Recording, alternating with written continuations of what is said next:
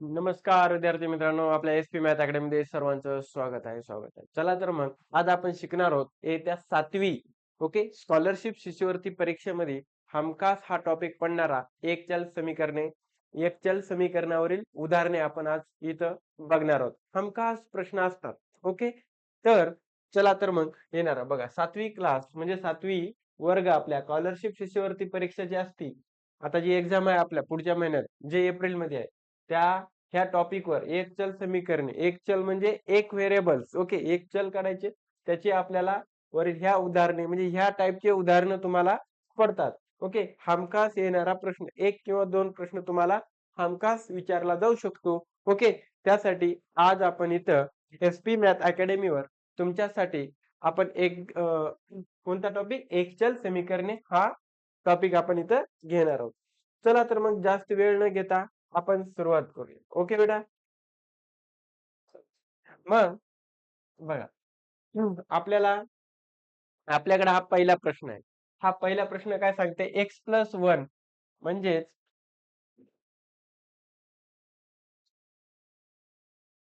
बघा, x plus one by three.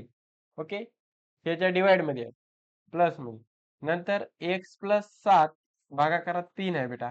Okay, plus X plus two equal to कोण आहे, 5. तर आपल्याला या एक्स ची किंमत काढायची असते. कोणाची? एक्स ची किंमत काढायची असते. मग आता एक्स ची किंमत काढण्यासाठी हे जे एवढा पसारा आहे, एवढा पसारा आपल्याला सॉल्व्ह करावा लागते आणि तेव्हाच आपल्याला एक्स ची किंमत निघते. ओके, बघा आता एक्स ची किंमत कशी निघणार, हे बघ, ह्या दोघांमध्ये आता इथे ह्या दोघांचा छेद म्हणजे डिनॉमिनेटर कसा आहे बेटा, सेम आहे. सेम असेल तर वरच्याची वरच्याची काय होते, बेरीज होते. ओके, मग मी काय करतो, ह्या दोघातला एक छेद घ्यायचा. मग एक्स आणि एक्स किती झाले बेटा, 2x. प्लस ला प्लस, 7 आणि 1 किती झाले बेटा, 8. ओके, मग प्लस एक्स बाय टू बरोबर आलं इथं 5. बरोबर.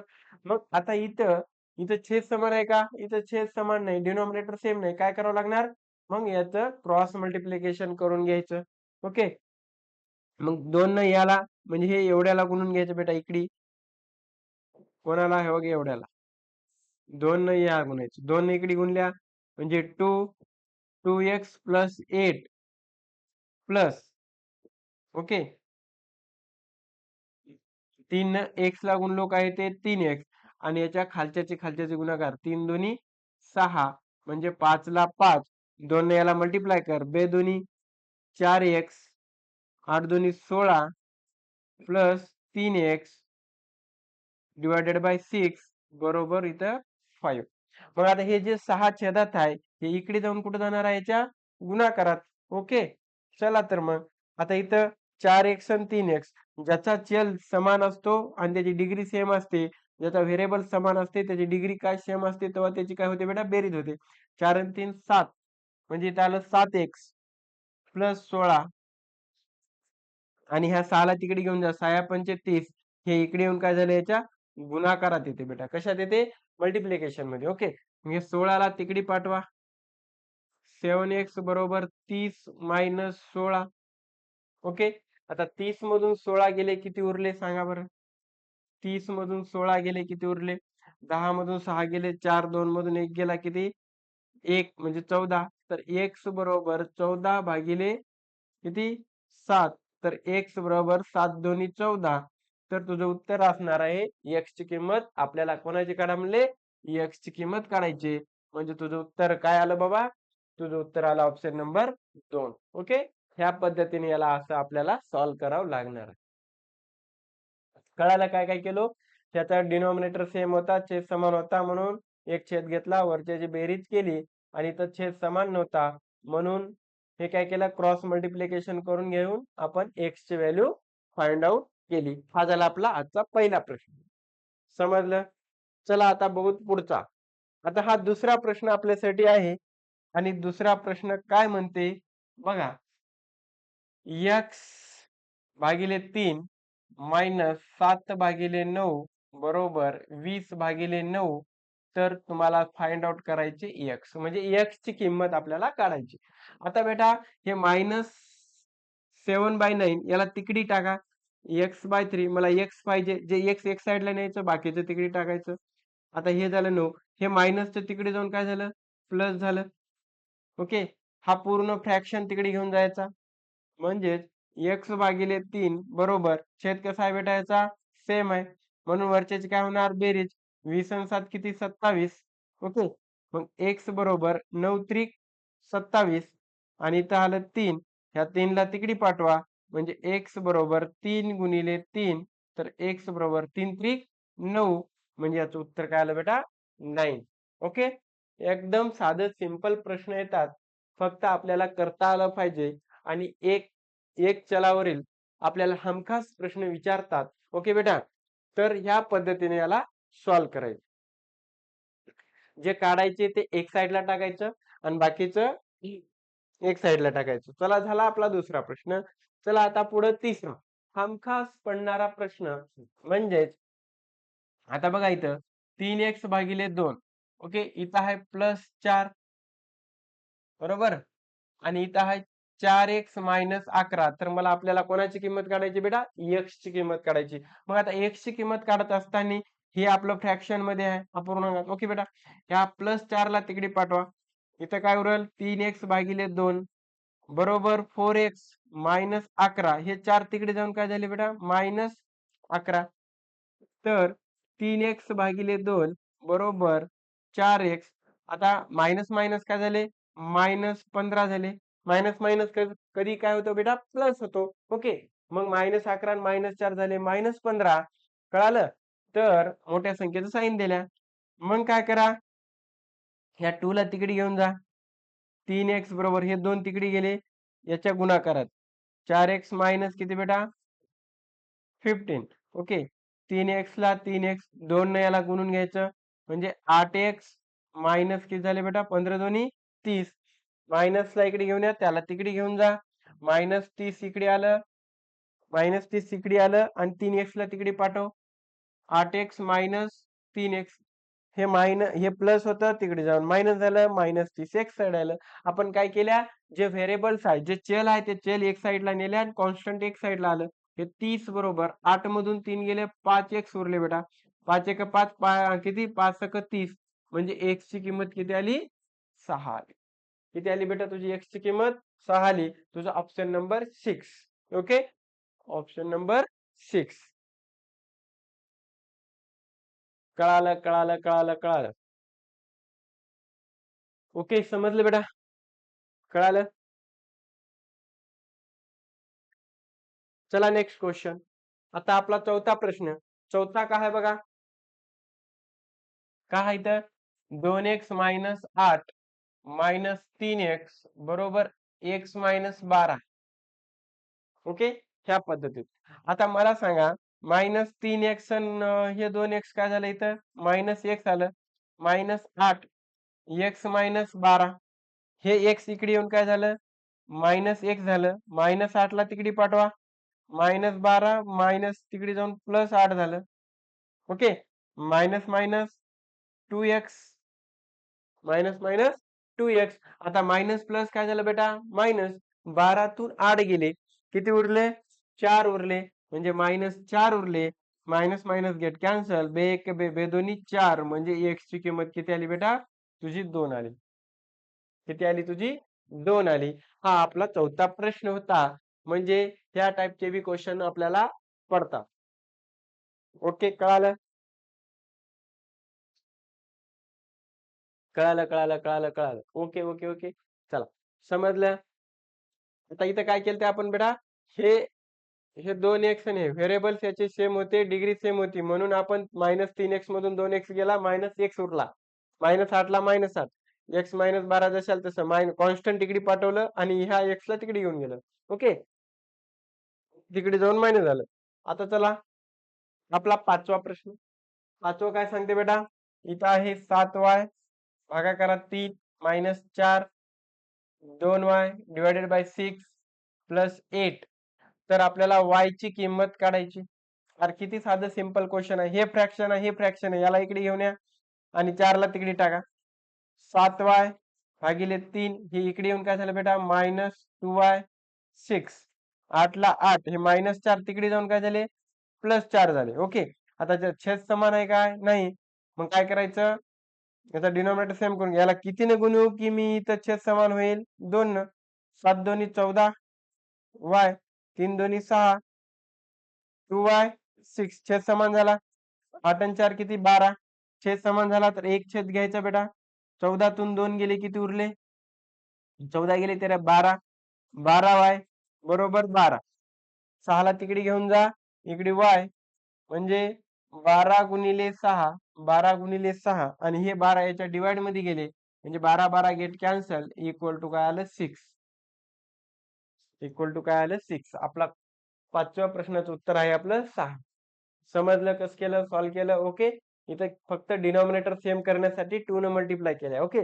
7 दोन्ही 14 3 दोन्ही 6 छेद समान झाला आणि मग काय केलं एक छेद घेतल्या 14 तून 2 गेले 12 उरले 6 ला तिकडे नेल्या आणि 12 ला याच्या डिवाइड मध्ये टाकलं बेटा 12 12 गेट कॅन्सल उरलं काय फक्त आपल्याकडं 6.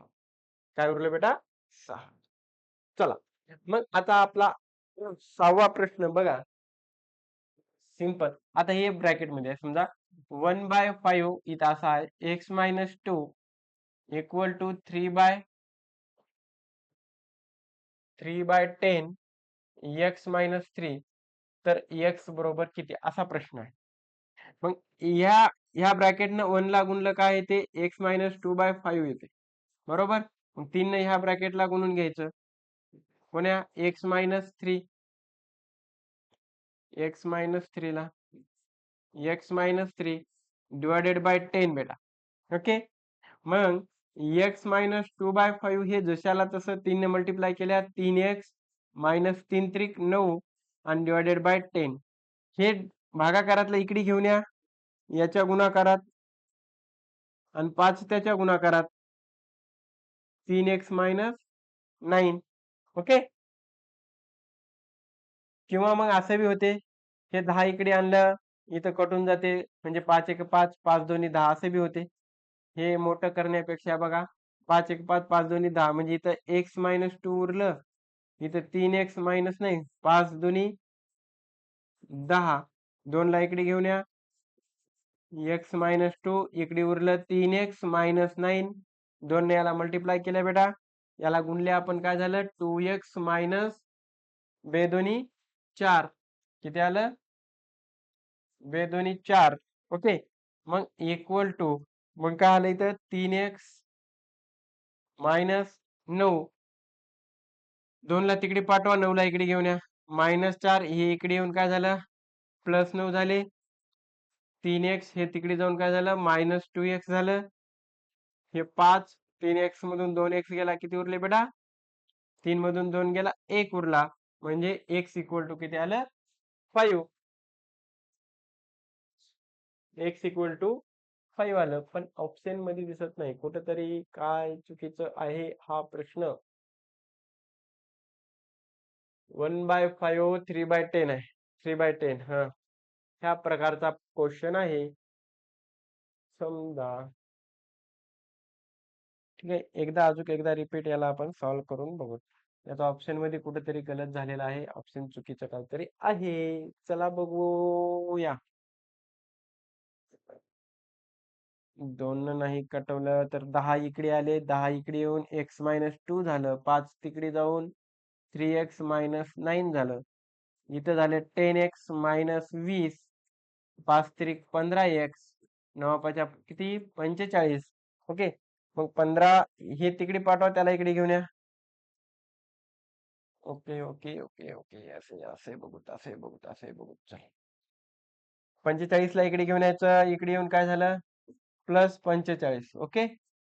आणि इकडे कोण आहे 15x आणि हे 10x तिकडे जाऊन काय झालं -10x इथं -20 आहे 45 मधून 20 गेले किती उरले 5 2 25 ओके. काय उरलं 25 बरोबर 15 तून 10 गेले किती उरले बेटा 5x म्हणजे 5 1 5 5 5 25 इक्वल टू x म्हणजे x बरोबर 5च आले म्हणजे याचा अर्थ आपला कुठेतरी ऑप्शन मध्ये प्रिंट मिस्टेक आहे ओके. आपलं काय आलं आन्सर याचं x इक्वल टू बेटा 5 आलं समजलं ओके. चलो पुढचा प्रश्न आता हा सातवा सांगते x/4 मायनस 3/8 बरोबर 7/8. तर x ची किंमत किती? तर मायनसला त्याला -3/8 ला तिकडे पाठवा. x/4 याला इकडे आलं, हे येऊन काय झालं इकडे बेटा 7/8 हे तिकडे जाऊन झालं प्लस 3/8. x/4 डिनॉमिनेटर कसा आहे सेम आहे. मग 7 आणि 3 10. ओके 7 आणि 3 10. 4 ला तिकडे घेऊन जा 10/8 बरोबर इथे किती आहे 4. हे गुणाकारात गेलं 4 1 4 4 2 8 बे पंचे 10. तर x बरोबर किती आलं 5 आलं. x बरोबर किती आलं 5 आलं. Option number 5. ओके बेटा ऑप्शन नंबर 5. काहीच नाही, हे कॉन्स्टंट टर्म तिकडे टाकली, डिनॉमिनेटर सेम होता म्हणून एक घेतला, वरच्याची बेरीज झाली. 4 भागाकारात आहे इकडे गेलं गुणाकारात 4 1 4 4 2 8 2 पुन्हा बे पंचे 10. ओके समजलं समजलं समजलं. ओके चला चला पुढं. आता 8वा प्रश्न बघा. ओके 8वा प्रश्न बघा बेटा काय आहे 3x एक एकच मिनिट 3x प्लस 5 हा ब्रॅकेट x-2. मी काय करतो डायरेक्ट 3x ने ह्या ब्रॅकेटला गुणायचं बेटा. 3x x-2 प्लस 5 ह्या प्लस 5 न पुन्हा ह्या ब्रॅकेटला गुणून घ्यायचं x-2 बरोबर इकडे किती आहे 17 मायनस x. मग 3x ने x ला गुणलो किती आलं बेटा 3x स्क्वेअर आलं. 3 दोन्ही 6x प्लस 5x 5 दोन्ही 10 बरोबर 17 मायनस x. आपल्याला x ची किंमत काढायची माहिती आहे बघ 3x square minus plus minus 6x मधून 5x गेला मायनस x उरला -10 बरोबर 17 मायनस x. आता हे मायनस x इकडे येऊन प्लस होते म्हणजे हे दोन गेट कॅन्सल बेटा. 3x स्क्वेअर मायनस 10 ला तिकडे पाठवा, तिकडे जाऊन काय झालं बेटा प्लस झालं. 3x स्क्वेअर बरोबर आता 17 आणि 10 किती झाले 27. 3 ला याच्या खाली पाठवा 27/3. तर x बरोबर 7 नम 3 नम 27. ओके म्हणजे 9 आलं. इथे घ्यायचं square root on both side म्हणजे x बरोबर हे रूट 9 मध्ये गेला तर x बरोबर किती आलं 3 आलं.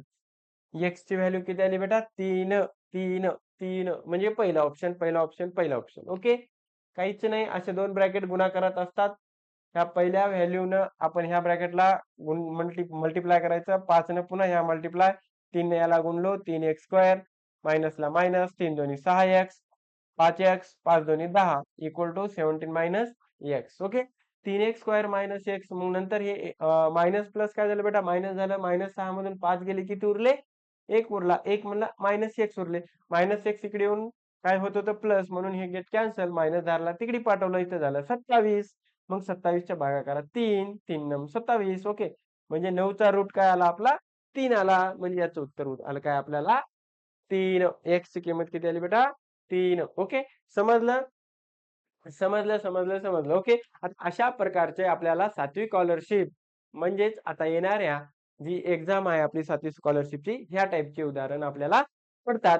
आणि हा टॉपिक होता एक्सेल समीकरणावर. ओके या एक्सेल समीकरणावरले उदाहरण आता आपण ह्या टाईपचे होते. आपण ह्या टाईपचे क्वेश्चन पडतात बेटा.